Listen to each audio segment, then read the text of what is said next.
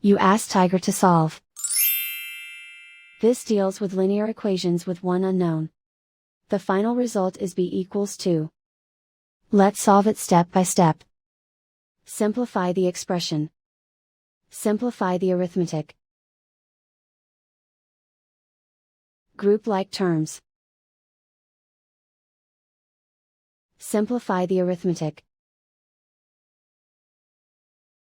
Group all b terms on the left side of the equation. Add 9b to both sides. Group like terms. Simplify the arithmetic. Group like terms. Simplify the arithmetic.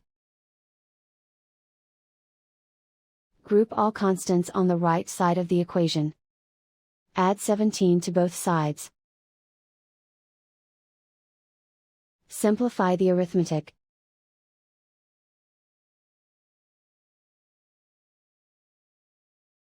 Isolate the b. Divide both sides by 15. Simplify the fraction. Find the greatest common factor of the numerator and denominator. Factor out and cancel the greatest common factor. And so the final result is b equals 2.